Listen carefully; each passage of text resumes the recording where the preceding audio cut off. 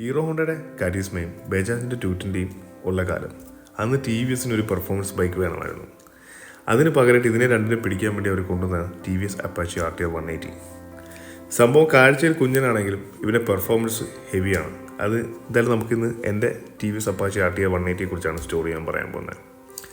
എനിക്കൊരു T V S RTR 180 ഉണ്ടായിരുന്നു. 2012 model. ഞാൻ യൂസ്ഡ് മേടിച്ചാണ്.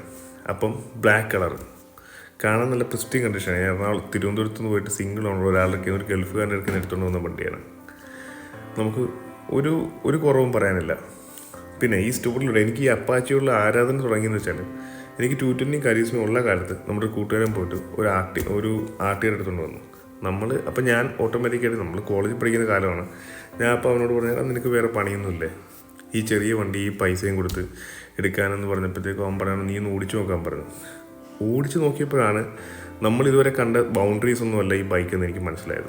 ഹാൻഡ്ലിംഗ് എന്ന് പറഞ്ഞാൽ ഈ 220 ആയാലും കരീസ്മയാലും രണ്ടിനെയും വെട്ടിച്ച് മേളിൽ കൊണ്ടുവന്ന രീതിയിലുള്ള ഹാൻഡ്ലിങ്, അടിച്ച് മലത്തിക്കളയുന്ന ഹാൻഡ്ലിങ്. നമുക്ക് വളവൊക്കെ പക്കാ കോൺഫിഡൻസ് എടുക്കാൻ പറ്റും.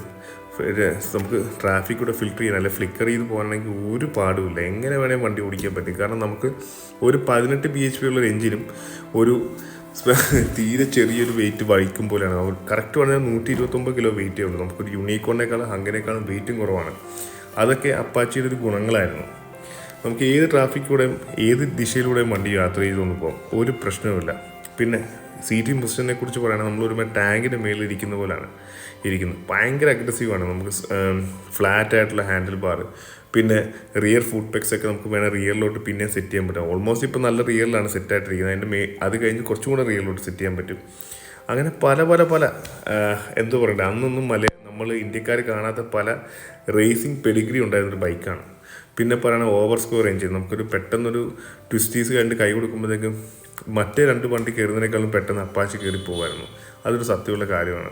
അതല്ല ഈ ഓവർ സ്ക്വയർ എഞ്ചിൻ്റെ ഗുണമായിരുന്നു. 0 to 60 ആയിട്ട് ഞാൻ പറയുന്നത്. അത് കഴിഞ്ഞ് ഇത് രണ്ട് ബൈക്കിന് പെർഫോമൻസ് കൂടുതലാണ് മറ്റുള്ള രണ്ടിൻ്റെ. പക്ഷേ ഈ 150 cc അവർ ടി വി എസ് ചെയ്യാൻ പറ്റുന്ന എല്ലാം, അവന്മാരെ കൊണ്ട് ചെയ്യാൻ പറ്റുക, അന്നത്തെ കാലത്ത് ചെയ്യാൻ പറ്റുന്ന എല്ലാം ഈ ബൈക്കിന് കൊടുത്തിട്ടുണ്ടായിരുന്നു. നല്ല റേസിംഗ് ട്യൂൺഡ് ചാസിസ്, അതാണ് എനിക്ക് ഏറ്റവും എടുത്ത് പറയേണ്ടത്. ഒരു R15 കഴിഞ്ഞാൽ അന്ന് എൻ്റെ ഒരു കോളേജ് ടൈമിലേക്ക് R15 വേർഷൻ 1 കഴിഞ്ഞാൽ തൊട്ട് താഴെ നിൽക്കുന്ന ഹാൻഡ്ലിംഗ് തരുന്ന ഏറ്റവും നല്ല ബൈക്ക് എന്ന് ചോദിച്ചാൽ ഞാൻ കണ്ണും പൂട്ടി പറയുന്ന അപ്പാച്ചി RTR 180 ആണ്. കാരണം വളവുകളൊന്നും നമുക്കൊരു പ്രശ്നമേ ഇല്ല. നമുക്ക് എങ്ങനെ വേണേൽ ഓടിക്കാൻ പറ്റും, വണ്ടി കയ്യിൽ നിന്ന് പോകത്തില്ല. പ്ലസ് വെയിറ്റ് ഇല്ലാത്തതിൻ്റെ ഒരു അഡ്വാൻറ്റേജ് ഉണ്ട്. പ്ലസ് എൻജിൻ നല്ല കിട്ടില്ല റെസ്പോൺസീവാണ് എൻജിൻ.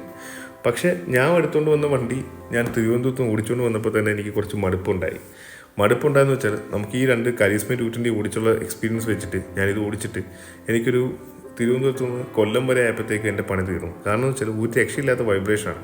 60-70 കിലോമീറ്റേഴ്സിൽ നമ്മുടെ ടാങ്കിലോട്ടും ഹാൻഡിലോട്ടും ഫുഡ് പെക്സിലോട്ടും ഒക്കെ വരുന്ന വൈബ്രേഷൻ എന്ന് വെച്ചാൽ നമുക്ക് ടോളറേറ്റ് ചെയ്യാൻ പറ്റത്തില്ല. അതുപോലത്തെ വൈബ്രേഷനാണ് വരുന്നത്. അങ്ങനെ ഞാനും അനിയനും കൂടെ മാറി ഓടിച്ചാണ് കൊണ്ടുവന്നത്. സോ ഈ വൈബ്രേഷൻ ഒഴിച്ചാൽ ആ ബൈക്ക് പെർഫെക്റ്റ് ആയിരുന്നു, അപ്പാച്ചി RTR 180. എന്തുകൊണ്ടും എനിക്ക് തോന്നുന്നു ഇവന്മാരെ പിടിക്കാനുള്ള ശ്രമത്തിനിടയ്ക്ക് ഇതൊരു ഫിയറോടെ എഞ്ചിൻ ബ്ലോക്കാണെന്നാണ് എനിക്ക് തോന്നുന്നത്. കാരണം ഫിയറോടെ എഞ്ചിൻ ബ്ലോക്ക്, സുസുക്കി ഫിയറോടെ എഞ്ചിൻ ബ്ലോക്ക് അപ്പാച്ചി RTRൻ്റെ സെയിം ആണ് കാഴ്ചയിൽ. അതിനകത്ത് കുറച്ച് റേസിംഗ് സ്പ്രിങ്സും അങ്ങനെ വാൽവ്സും ഒക്കെ അഡ്ജസ്റ്റ് ചെയ്താണ് ഇവന്മാർ ഇത്രയും പവറും പെർഫോമൻസും ഉണ്ടാക്കി. പിന്നെ ഓവർ സ്ക്വയർ എഞ്ചിനായിട്ട് മോഡിഫൈ ചെയ്തു. അതിൻ്റെയൊക്കെ ഒരു പരിണിത ഫലമായിരിക്കണം വണ്ടിക്ക് ഈ വൈബ്രേഷൻസ് തുടങ്ങിയത്. ഈ വൈബ്രേഷൻസ് ആയിരുന്നു അപ്പാച്ചി RTR 180യുടെ ഏറ്റവും വലിയ പോരായ്മയും. നമുക്കൊരിക്കലും ലോങ് കൊണ്ടുവരുന്ന ഒരു സുഖം തോന്നില്ല. നമുക്ക് സിറ്റിയിലും ട്രാഫിക്കിലൊക്കെ അടിച്ചു മലത്താണെങ്കിലും മറ്റുള്ള രണ്ട് ബൈക്കുമായിട്ട് കമ്പയർ ചെയ്യുമ്പോൾ ലോങ് കൊണ്ടുവന്ന വളരെ ബോറ് പരിപാടിയാണ്. പിന്നീട് ചെറിയ കംപ്ലയിൻറ്റ് വന്നു തുടങ്ങി. കംപ്ലയിൻ്റ് എന്ന് പറഞ്ഞാൽ ഞാൻ മേടിച്ച് ഒരു 2 മാസം കഴിഞ്ഞപ്പോഴത്തേക്കും സ്റ്റാർട്ടർ മോട്ടർ അടിച്ചു പോയിട്ട് ഒരു അടുത്ത സ്റ്റാർട്ടർ മോട്ടർ വെച്ചു. കൃത്യം 1 വർഷം കഴിഞ്ഞപ്പോഴത്തേക്കും ആ അടുത്ത് വെച്ച സ്റ്റാർട്ടർ മോട്ടർ അടിച്ചുപോയി. പിന്നെയാണ് എനിക്ക് ടി വി എസ് ഷോറൂമിൽ ചോദിച്ചാൽ പറഞ്ഞത് അത് ചൈന മേക്ക് സ്റ്റാർട്ടർ മോട്ടറാണ്. ഈ ബൈക്കിന് ചൈന മോഡലാണ് സ്റ്റാർട്ടർ മോട്ടർ വരുന്നത്. അതൊരു 1 വർഷം ഓടി അത്രയേ ഉള്ളൂ ഗ്യാരണ്ടി എന്ന്.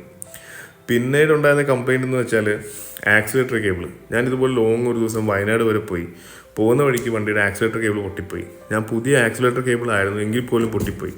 കാരണം വെച്ചാൽ നോർമൽ ബൈക്ക് പോലല്ല, ആക്സിലേറ്റർ കേബിൾ വന്നിട്ട് രണ്ട് ആക്സിലേറ്റർ കേബിൾ വന്നിട്ട് ഒന്നായിട്ട് ജോയിൻ ചെയ്തിട്ടാണ് ഇതിൻ്റെ ആക്സിലേറ്റർ കേബിൾ ഇരിക്കുന്നത്.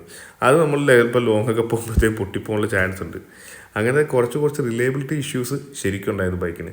പക്ഷേ ഒരു സ്റ്റണ്ടിങ് കമ്മ്യൂണിറ്റി അല്ലെങ്കിൽ നിങ്ങൾക്ക് നല്ല മനസ്സറിഞ്ഞ് ബൈക്ക് ഓടിക്കുന്ന ഒരാളാണെങ്കിൽ ഈ ബൈക്ക് എന്നും വെർത്തായിരുന്നു. അന്നും വെർത്താണ്, ഇന്നും വെർത്താണ്. അപ്പാച്ചി ദ ഹാൻഡ്ലിംഗ് കിങ് എന്ന് തന്നെ ഞാൻ പറയും.